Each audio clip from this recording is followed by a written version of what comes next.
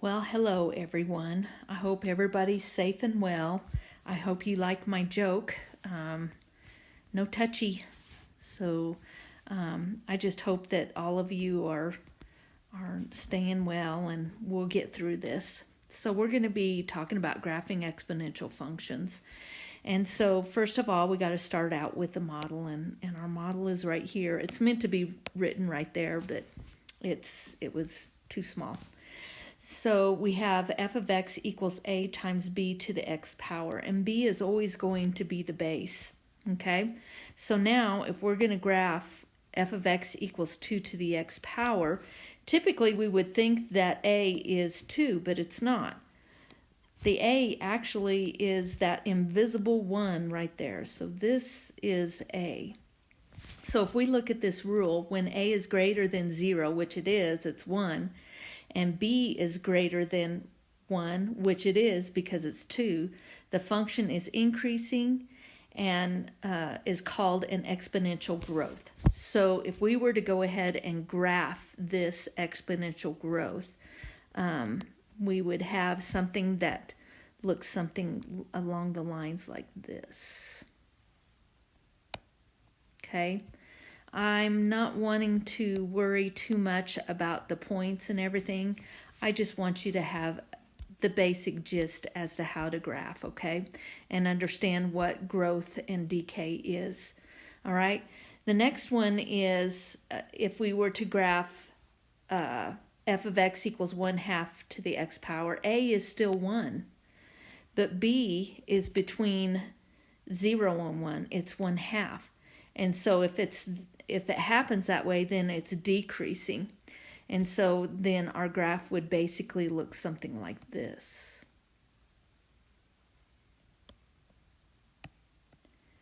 All right.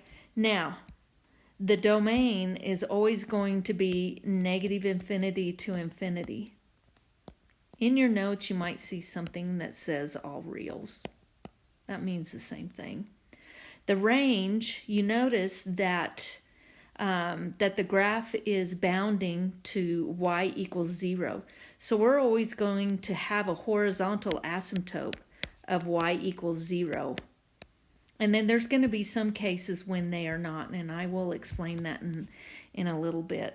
All right, so here then the range is always going to be, since it's a horizontal asymptote of y equals 0, then the range is going to be 0 to infinity. It's always going to end up being that way. So let's look at this first problem. It says classify the function, whether it's an exponential growth or decay. We're going to graph it and then identify its key characteristics. We're just kind of going to be doing all of this at the same time. So the key characteristics is all of this stuff that's right over here. Okay, we're talking about the key characteristics there. All right, so first of all, we're going to look at whether this graph of f of x is growth or decay. Well, since the b value is 3 and it's greater than 1, then this is going to be a growth. All right, and just remember domain, range, same thing. All right, and the asymptote is always y equals 0, okay? Those are the things. I know we're kind of looking at it rather quickly, all right? And so let's look at the y-intercept. So I want to make sure that you guys understand what we're talking about on y-intercept. The y-intercept is when x equals 0.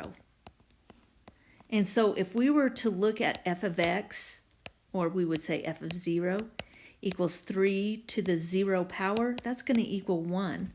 So then our coordinate point, or our y-intercept, is going to be 0, 1. Okay? Now, since this f of x is increasing, it's increasing from negative infinity to infinity. It cannot both increase and decrease. So since it's increasing, then there's nothing on the decreasing. All right, so let's go ahead and let's graph the 3 to the x. I can go ahead and just say, okay, well, if it's 3 to the first power,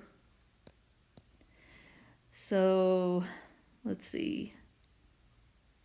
I can put something there, 3 to the second power. But again, like I said, I'm not really too picky about it right now, okay? I just want you to understand that this is a growth. All right, so now that we've drawn the graph, let's look at the behaviors, okay? And so if you notice that we have the end behavior as x approaches negative infinity, f of x is approaching 0. And so what I'm wanting you guys to see is that as we're going this direction here, look at what the y value is doing. The y value is approaching 0, okay? And if you go ahead and put this into your tables on the calculator, if you would look at it going like negative 100, negative 1,000, you'll see that there's a really small y value. So that's the reason why we say that it's approaching 0. Now, if we were to look at the other direction, so as x approaches infinity, you'll look at seeing as it's going this way, look at what the graph is doing. It is jumping upwards, and so that's why we say f of x is approaching infinity. All right, the next one is f of x equals 1/3 to the x power. And so again, if we look at the b is 1/3, which is between 0 and 1. And so since it's between 0 and 1, then this graph of f of x is going to be a decay. The domain, negative infinity to infinity. The horizontal asymptote is still y equals 0. So that affects what the range is, which is from 0 to infinity. And anytime that you have the y-intercept, if you have 1/3 to the 0 power, that's still going to equal 1. And so we have that our y-intercept is going to be 0, 1. All right. Since we said that this f of x is a decay, then it's going to be decreasing. So there isn't anything increasing. And so, but it's decreasing from negative infinity to infinity. So if we were to go ahead and graph this, let's see, we graph our y-intercept right here. And then I'm just assuming it's just something like this. So there's our graph. So now we can look at the end behavior. If you look as x approaches negative infinity, look at what f of x is doing. It's also approaching infinity. So if you look this way, then our y value, and if you look at it on the graphing calculator, as x, if you go negative 100 or negative 1,000, you're going to see that the y value is humongo. So that's why we say that it's infinity. And then if you see how x approaches positive infinity, f of x is approaching that horizontal asymptote, which is 0. Okay. So this one, b is between 0 and 1, so this is a decay.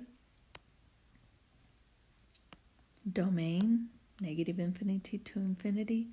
Our asymptote is still y equals 0. We haven't gotten that far yet, and I will explain it later on.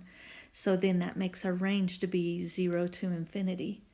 Our y-intercept is still going to be 0, 1, because if you have 2/5 to the 0 power, that's going to be 1. All right, so since we say that it's a decay, then we can't say that it's decreasing, but we can, or increasing, but it is decreasing from negative infinity to infinity. Okay, and so again, we're going to have 0, 1 as our intercept here, and it's going to look something like this. Okay. And so as x approaches negative infinity, you're going to see that it approaches infinity. F of x is approaching infinity. And then as x approaches infinity, f of x is approaching that horizontal asymptote. All right. This one, b's greater than 1, so this is a growth. Domain's the same, asymptote's the same, range the same. 4 to the 0 power is 1, so the y-intercept is 0, 1. We say that this is increasing because it's a growth, so it's negative infinity to infinity, but it's not decreasing anywheres. Okay, so let's go ahead and let's show this. 0, 1. And then we have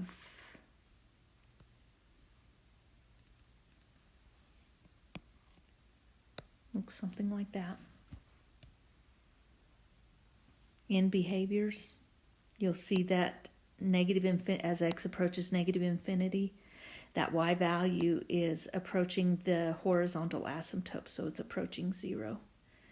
So we would say that that's bounded because it's getting stuck with the horizontal asymptote. As x approaches infinity, f of x is also approaching infinity.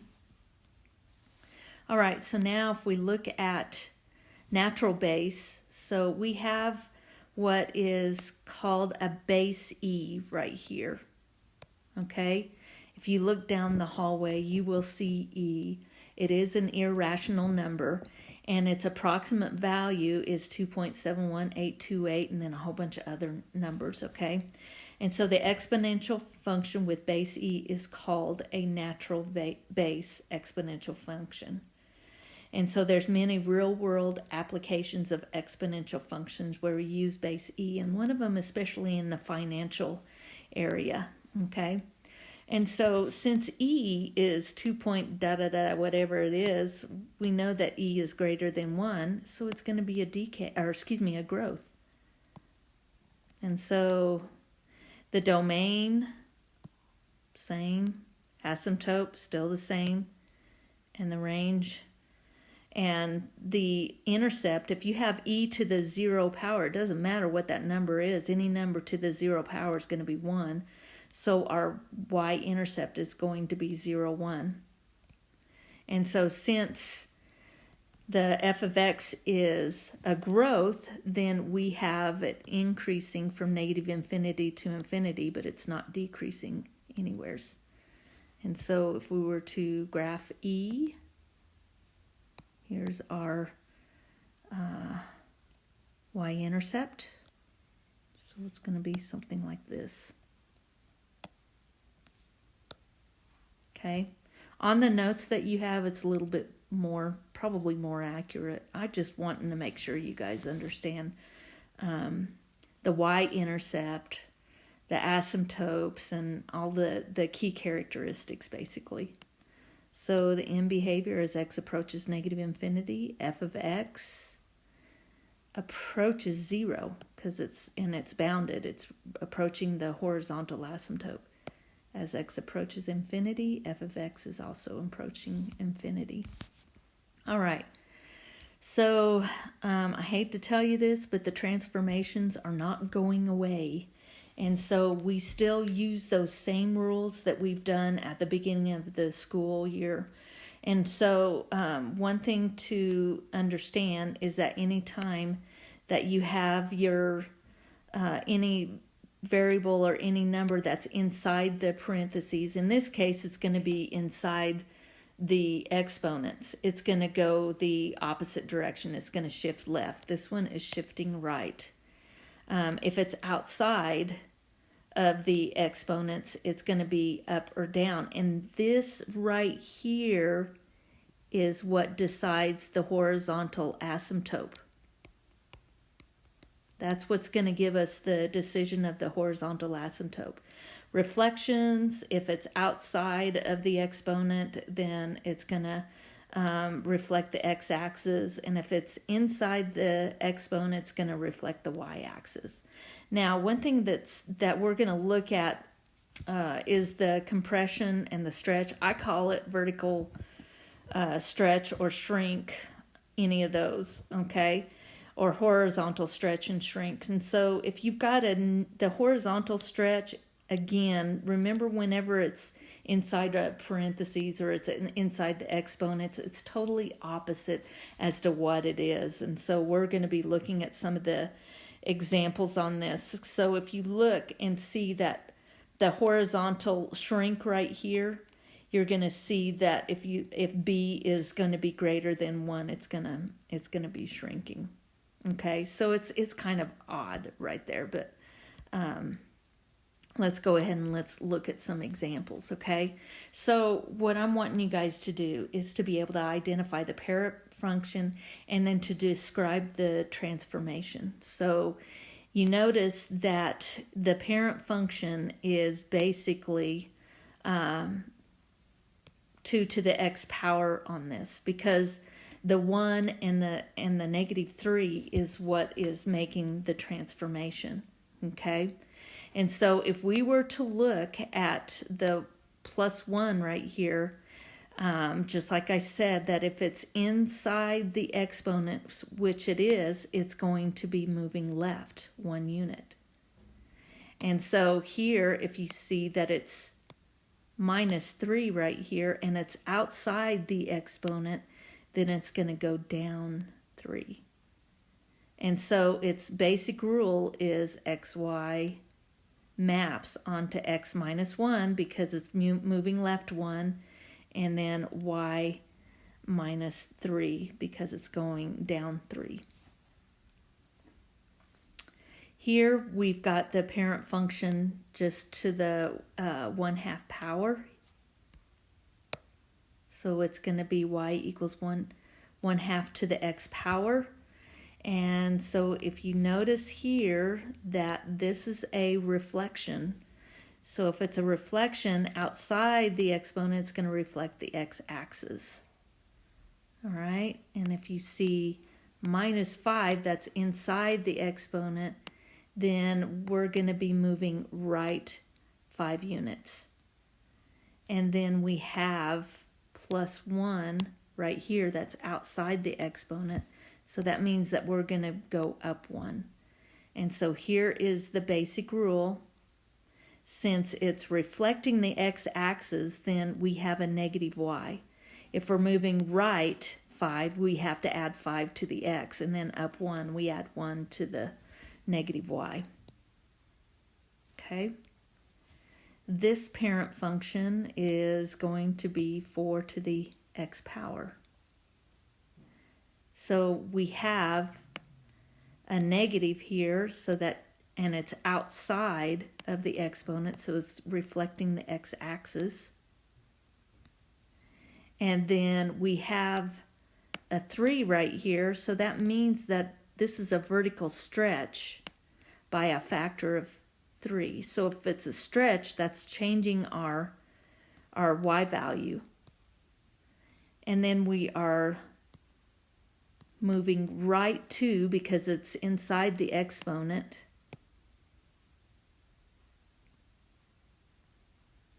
And then we're going to be moving down 7. And so here's our rule where xy approaches x plus 2 because we're moving right 2, -3y because the vertical stretch changes the y, and the reflect the x-axis makes the y negative, and then it's moving down 7. All right, so on this one, here's the parent function, y equals e to the x power. And so if you look at 4/3, that's bigger than 1, so that's a vertical stretch. So it's a vertical stretch by 4/3. Now you notice that we've got a negative x up here, so that means that it's reflecting the y-axis. And then we have +5 right here, so that means that we are moving up 5. So whenever we look at a vertical stretch, The vertical stretch is where it has to be multiplied by the y value. And then reflect the y-axis is just picture on the coordinate plane. If it reflects the y-axis, then the x value is the one that changes. So like for instance, if you have a point on the x-axis of -5 and it reflects as the y-axis, it's going to be +5. So that's the reason why that we change the x value when we reflect the y-axis. So xy maps onto -x plus 4/3 y plus 5. So here we have our parent function 2 to the x power, and here this is a vertical stretch by a factor of 5. And then here we have a negative on the outside, so that means that it's reflecting the y-axis because it's inside the exponent. And then the -4 means that we are moving right 4.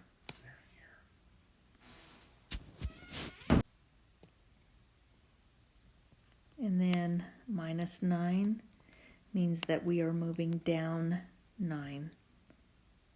And then this is our rule right here.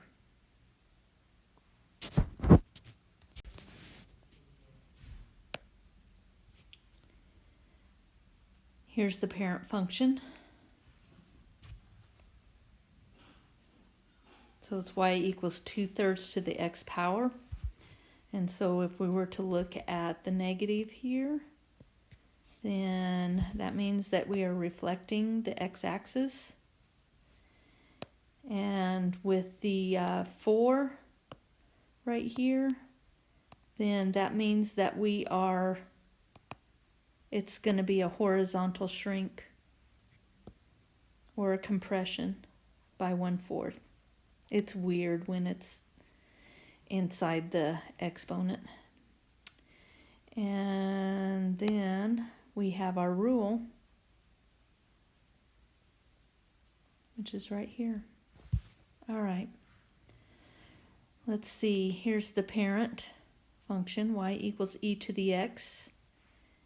And the negative that's out here means that it's reflecting the x-axis. And then the coefficient of x, which is 1/2, means that it's a horizontal stretch by 2. And then we have +4, so that means that we are moving up 4. And then this is our rule here.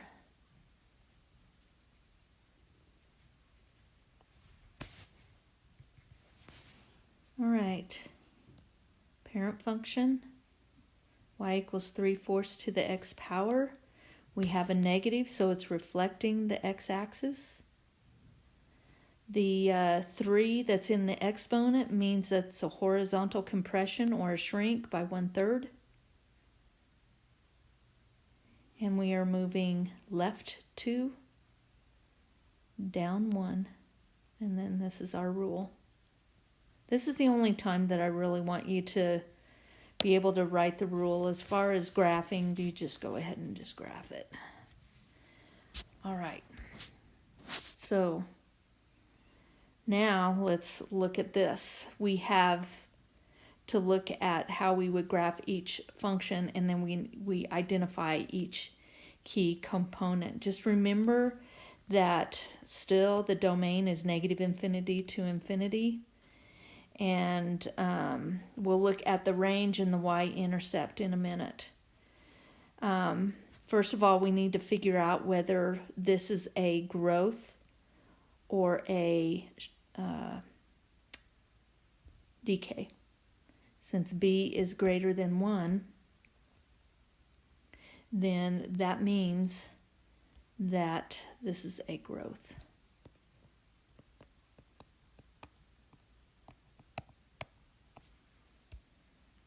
All right.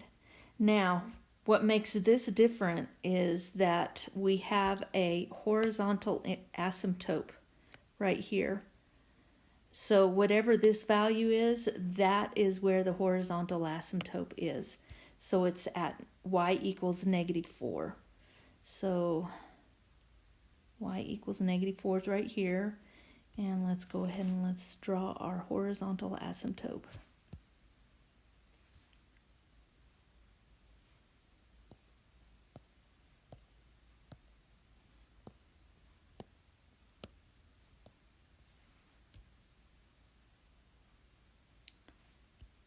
Okay, so that explains what the range is going to be. The range is going from, since it's a growth, -4 to infinity. So we know that it's a growth, so it's going to be increasing, but it's not decreasing. Now let's look at the y-intercept. So if we have a y-intercept, that means that that x equals 0.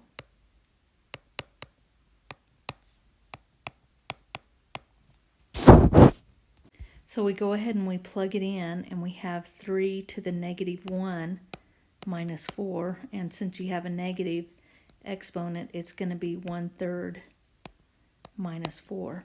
So then our y-intercept is going to be, I think it was 11/4. Let's see.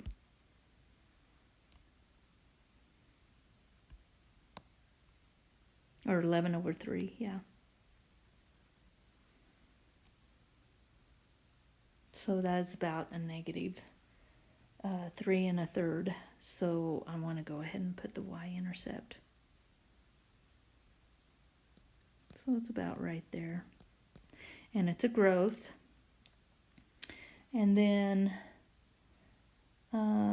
let's see, is there anything else? So we're just going to go ahead and just graph it the way that it looks like right here.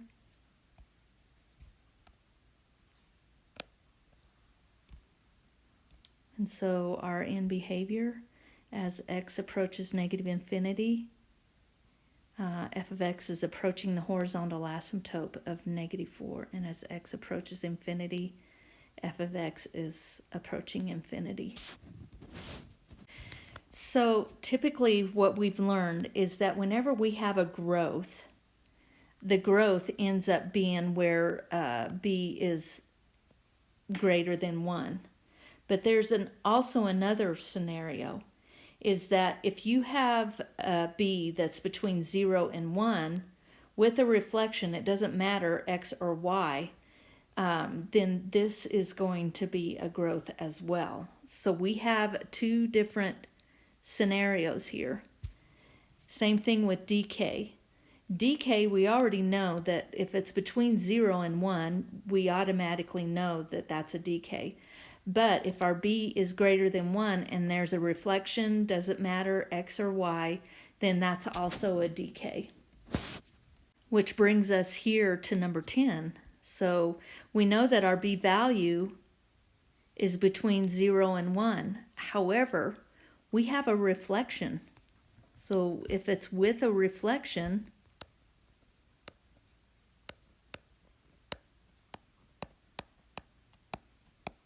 then f of x is going to be a growth.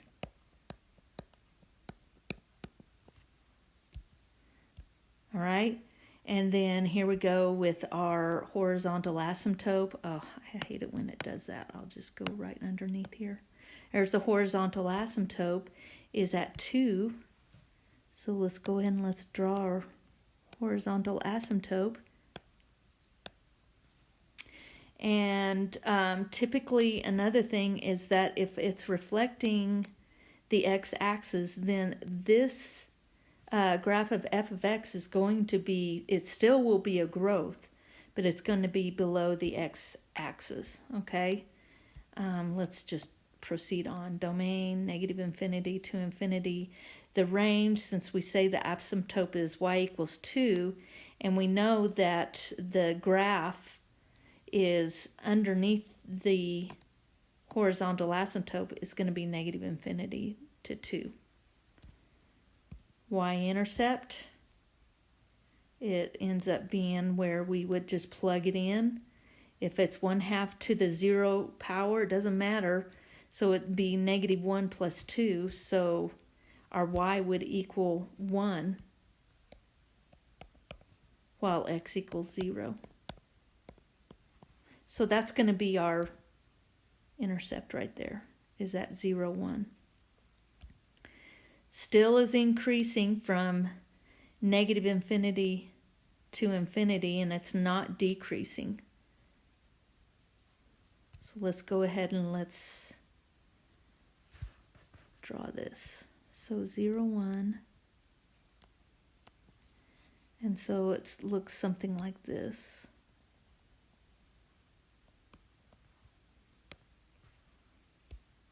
So as x is approaching -infinity, then f of x is approaching -infinity, unbounded.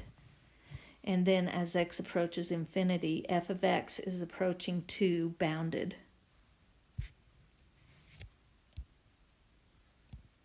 All right, let's look at this one. This one is where b is between 0 and 1. There's no reflections, so this is going to be a decay. So if there's no reflections, it's going to stay that way. Domain, -infinity to infinity. And then we do not have a shift up or down, so our asymptote is going to be y equals 0. So then our range is going to be 0 to infinity. Since it's not reflecting the x-axis anywhere, then we know that the graph is going to be above the horizontal asymptote. So here's our horizontal asymptote right here. If we were to look at the intercept where x equals 0, then we would have 3 times 1 over 4. 0 plus 5 is 5. And so here, once we work this out and put it into the calculator, you're going to find out that the y-intercept is 3 over 1024.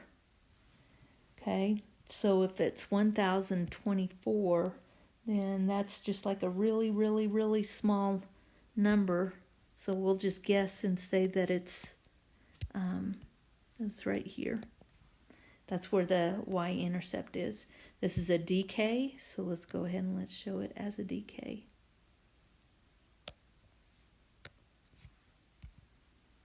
All right. So since we said that it's decay, then it's not increasing, but it is decreasing from -infinity to infinity. As x approaches -infinity, f of x approaches infinity.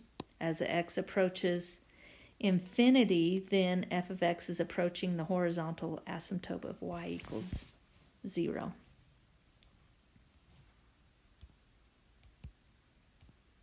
Okay, let's look at number 12.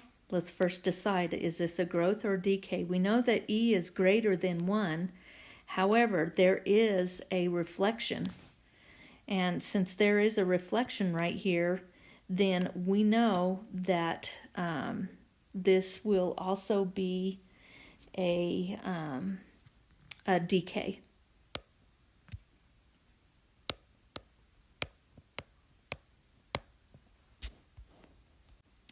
And since we have the horizontal asymptote right here, it's going to be 3. So let's go ahead and draw our horizontal asymptote.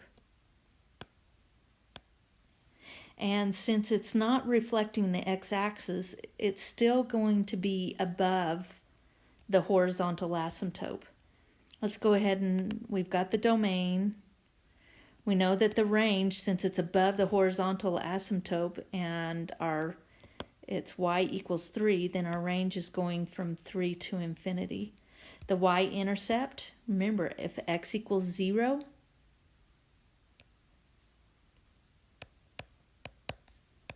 then we have e to the -0 plus 3. And if we were to add that, that's 1 plus 3. So then our y-intercept is going to be 0, 4. So let's go ahead and let's show that. So right there is our y-intercept, and we said that this is a decay.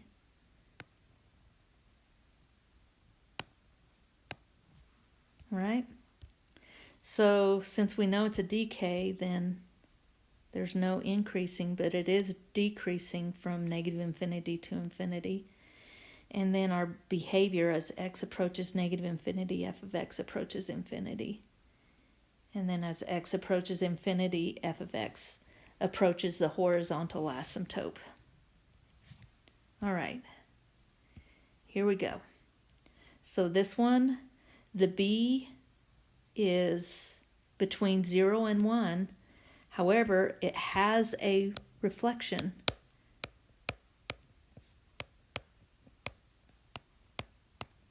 And so if this is with a reflection, then this is going to be a growth.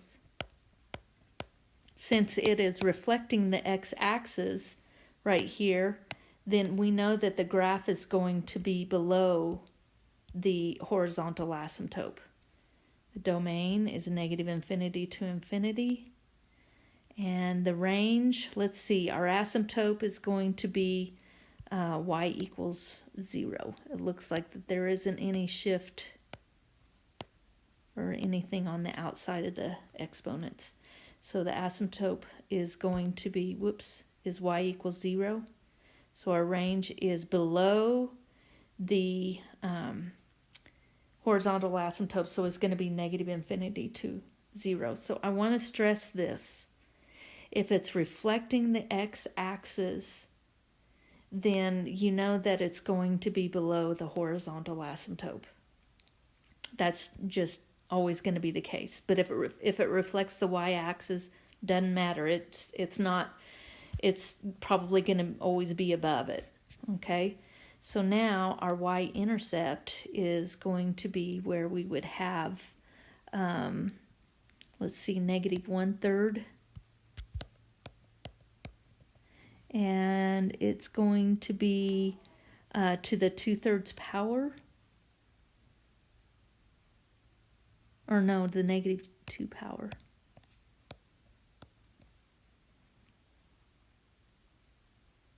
Okay, so that one would be, excuse me, I'm writing this wrong. Let me just write it out for you. Okay, I hope this is a little bit clearer. And so now we have negative 1/3 to the negative 2nd power. And if you just remember the rule of the exponents, then it would be 3 to the 2nd power. That's the same thing. So it would be negative 9. So that's where our y-intercept is going to be. It's going to be at 0, negative 9. So let's go ahead and graph that.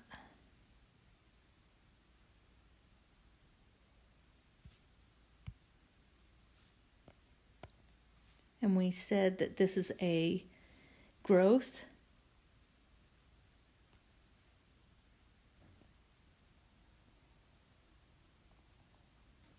So it's going to look something along the lines like that. All right. So we said that it's growth, so it's going to be increasing but not decreasing. As x approaches negative infinity, it's unbounded, so f of x approaches negative infinity. As x approaches positive infinity, it's bounded to the horizontal asymptote approaching 0. All right, but I don't have number 14 on here, but I went ahead and just wrote down the stuff, and I was hoping that by now that you guys would be able to do this on your own. So you'll notice that the graph is a growth because e is greater than 1. We have the domain to be negative infinity to infinity and the range to be negative 1 to infinity because of the negative 1. That's where the horizontal asymptote is. It's at y equals negative 1. The y-intercept, if you were to go ahead and plug it in as x equals 0, you're going to have e to the 2/3 minus 1, and it just rounds up to 0.948. And so that's what your y-intercept is going to be. Okay? And then, of course, here's the y-intercept. And then this is the horizontal asymptote. And yes, it is increasing from negative infinity to infinity. And then these are the end behaviors. And so I hope that you are all doing well, and that you understand some of this stuff. I'm kind of going kind of fast with it. So I will try to get the other video out. We'll see ya. Bye.